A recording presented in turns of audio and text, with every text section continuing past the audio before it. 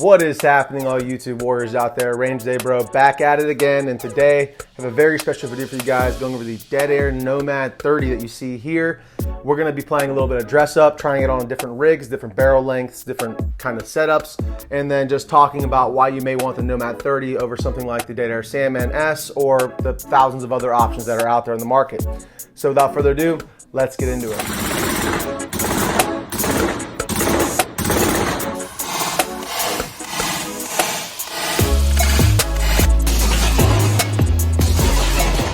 If you've ever been suppressor shopping, found out how much they cost, how long you had to wait, and the fact that you'd be put on a list and said, nah, dude, I'm good, then go ahead and hit the subscribe button, guys. That was me for a long time until old Sleepy Joe got elected and I decided to finally take the plunge into the NFA world, never looking back. So why the Deadair Nomad 30?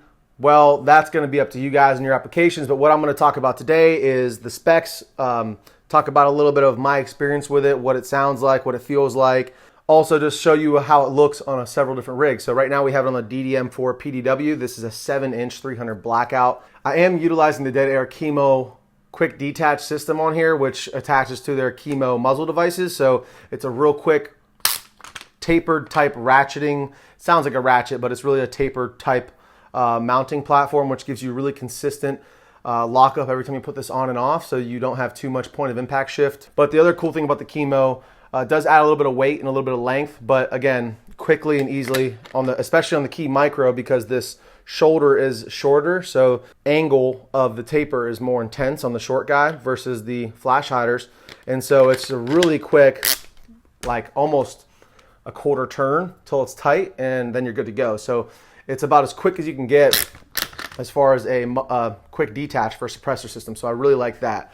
I'll roll in all the really like technical numbers of specs as far as the weight, length, things like that. I'll roll them in over here on the side of the screen just so you guys can take a look at those. But I'm going to talk more about fit and finish, weight, what it's like to shoot. So before I start dressing this guy up, let me just tell you guys, everything Deadair does has tremendous fit and finish. If you're watching this video, you've most likely already purchased one of these. You're just waiting for it to come in the mail. And I tell you what, there's no feeling better than getting that call that your suppressor's ready for you to come pick up, get it from jail. It's a lot of fun. And so what I will recommend to you guys before that day comes is make sure you have all your muzzle devices already installed in your guns. And then number two, I would recommend just getting the Chemo, because it's just so much easier, especially if you have multiple rigs, to swap it around. Now, fit and finish, this thing is phenomenal. There's absolutely no flaws with it. It comes in a really nice cigar caddy box, in fact. That is a really nice feature. It comes in a really nice hard case. So again, just the quality is unsurpassed. It does come with a direct thread mount for a 5/8 by 24, which is the typical 30 caliber barrel thread pitch for like 308 and for 300 blackout and things like that. But again, I prefer the Chemo because I can just swap this guy around, as I'll show you here in just a second. As far as sound suppression goes, this can has a bit more internal volume than the Deadair Sandman, for instance, which we have right here. And you could tell when you put them side by side, you can absolutely tell that the Nomad is a bit thicker. And with that comes, in my humble opinion, just a little bit, just hardly noticeable of a difference in sound suppression, okay? Especially, and the only time I notice it specifically is with 300 blackout, subsonic, obviously running the suppressor. I did a test a while back comparing this to the Sandman, and I found that the only time I really noticed the difference was with the subsonic 300 blackout ammo, because the 5.56 breaking the sound barrier is just too loud to kind of distinguish the difference between the cans at that point. Yes, I believe it is a little bit quieter than the Sandman S, but really where this thing thrives is in precision rifle shooting, especially when you're going direct threaded. I'm not a hunter, but this is a great hunting suppressor because it is a little bit more lightweight. And I know that the Deadair Nomad titanium version is even lighter than this. But with all that being said, guys, you can't go wrong with anything Deadair. I did have an issue where the Nomad unthreaded from the Chemo when I was running this really heavy, and when it was still hot, instead of waiting for it to cool down like an idiot, I would just grab my glove and just try to take it off. And a couple times I had this unthread from the Chemo, which that can be mitigated by using some Loctite or using some rock set if you're planning on leaving this on here. But I didn't want to do that. So if you wait for it to cool down, usually that won't be an issue. And if you have an issue, just make sure you have your wrenches with you so that you can make sure you tighten this guy back on before you try again. Another nice thing about the Chemo is that it actually fits a crescent wrench right on here. So you could throw a crescent wrench on here or an adjustable wrench and then crank it off that way. I had to do that one time when I had it really stuck on there. And that's obviously during heavy rapid fire and high sustained round counts without ever taking it off in between. So I haven't had too many issues at all with that. And you can't beat Deadair's customer service. I have a video on my channel called Why I Only Buy Deadair Suppressors. And long story short, I had an issue with my Sandman S getting a baffle strike, and they replaced the core, recored it, receracoated it, and had it back to me within 6 days. So, well, that being said, I'm a huge fan of Deadair. If you're choosing between the Nomad and the Sandman, maybe go watch that video. But if you're more interested in the Nomad and you kind of have your sights set on this, then what I'm going to do now is take it off this Deadair Defense and start showing it off on some different rigs. We'll jump over to the 14.5 pinned and welded on the FN barrel. This guy is about as long as you'd want to go for home defense with a 14.5, but you're still maintaining good ballistics, so you could reach out pretty far. This is what she looks like on the ATX Armory. This is the Adonis 15 upper and lower receiver set with the Geisley Mark IV rail. And she looks amazing on there as well. And it doesn't add too much weight to the front of the gun. Again, the Chemo is going to be adding the most weight in all reality. But that's what she looks like on this guy. Taking it back to a little short boy again, we have the Deadair Defense Mark 18 here.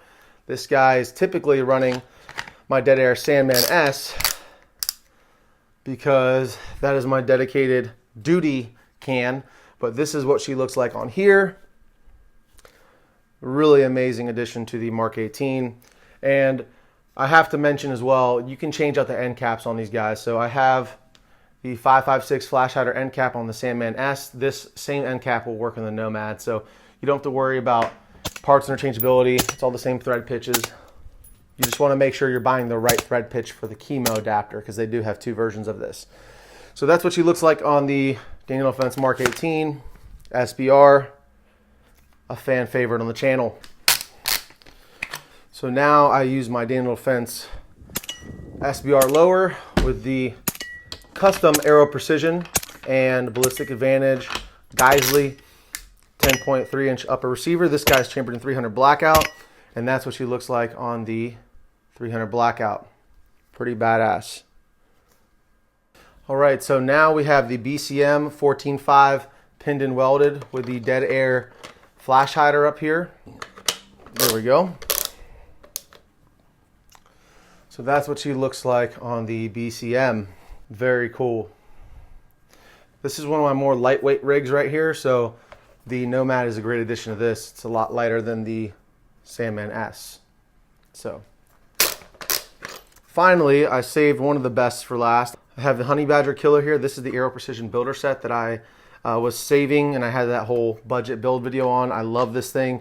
I don't have an optic for it yet, but we're going to try it on. This guy is slightly recessed, so this is a 9-inch handguard with an 8.3-inch barrel. So it's slightly recessed, but again, I have the Deadair Chemo flash hider on here, and it just recesses in ever so slightly. And it actually attaches before that larger portion of the suppressor gets back to the handguard, because that doesn't fit inside of there. So it doesn't recess completely, but it does take in the Chemo mount and as well as the beginning part of the suppressor, which still gives it that integral look, which I really love, and doesn't add too much length and gives you a little bit more of a handle if you want to go out a little further with this guy. So I really love this look on here with the integrally suppressed Deadair Nomad. So for those of you wondering, you cannot recess it under an Aero Precision handguard, but still looks phenomenal. If you run an 8.3, you know, just give yourself enough room. Just that thick part cannot go underneath the handguard. So everything else will fit behind that. So just keep that in mind when you're running it. Finally, I have the big boy, the AR-10. This is an 18-inch Ballistic Advantage 308 barrel built on the Aero Precision builder set. Let's see what this baby looks like on here. And boom, there she is. So definitely a big package. This is my bench gun for sure, guys. This is not something I'm trekking around or tracking hogs with. This is a bench gun. This is for my long range. As far as 308 will take me, I did take this guy out to 1,000 yards with this suppressor on here, and very happy with the results. Very happy with the accuracy out of the Deadair Nomad, and it fits a 308 build very well. What do you guys think? All right, guys, so obviously I recommend the Deadair Nomad 30. I think it depends on your application, if you're just trying to buy one or if you're trying to determine whether you want this or another suppressor. But if you have options, if you have the option to get multiple, or if you already have one of these on order, you didn't make a mistake. This is a great suppressor. I love it, specifically for my 300 blackout guns. It's kind of my dedicated 300 blackout suppressor, while I use my Deadair Sandman more for the 5.56 and more for my high round counts when I'm running drills, and just kind of my beat it up suppressor. I've had probably around 5,000 rounds to this suppressor already. The Nomad takes a much lower round count from me just because I typically run it on my 308 or my 300 blackout. If you're watching this video, then you're already on the right path, on the path to considering or already purchasing the Nomad. You made a great choice. You'll find out soon enough once you get it and get your hands on it and start shooting it. I do recommend the chemo system. I just love it, especially if you're like me and you're running it on multiple rigs. If you're going to be doing precision rifle shooting, if you're going to be doing more PRS and bolt gun kind of activities, you can still run the chemo as long as they have the correct thread pitch to mount their chemo muzzle device. However, if you're going for extreme accuracy, you'll probably want to go with a direct thread instead. Now, with all that being said, if I had to do it all over again, would I get the Nomad 30? The answer is yes. If I had the money, I would do it again.